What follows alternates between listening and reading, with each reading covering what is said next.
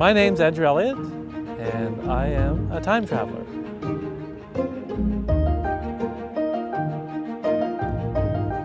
I've always been interested in history, and as an archivist, I get to work with the history every day.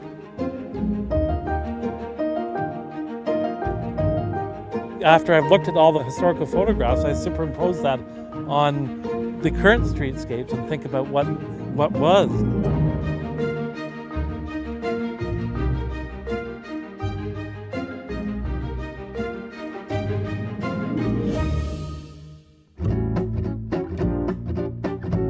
I'm here at what used to be the intersection of Sparks and Wellington streets.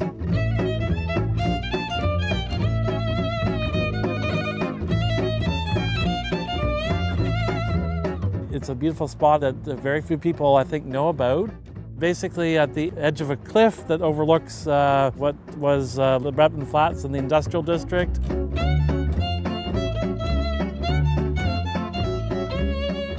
Ottawa is full of layers of history, and this location I find more interesting for what is absent as opposed to what is here today.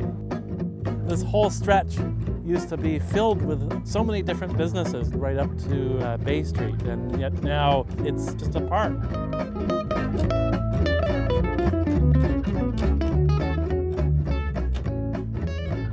We've got the cliff right there.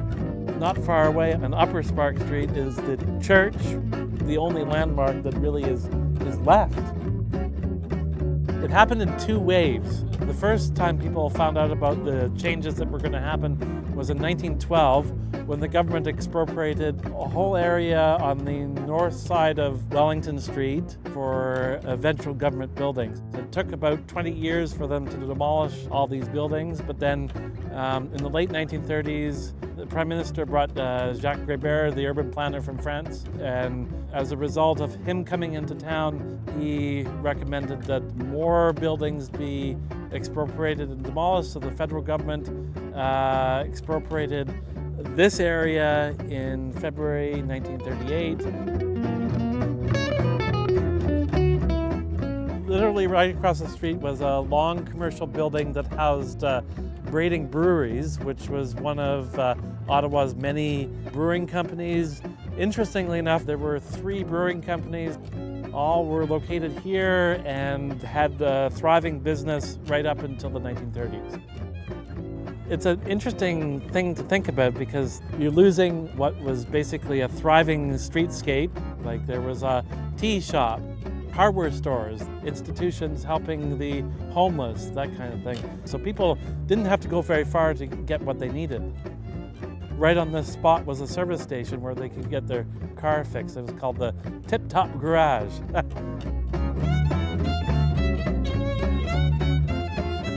People woke up in the morning and were notified about this in the Ottawa Journal. There were no prior notices. It was just a stroke of the pen from the federal government. So.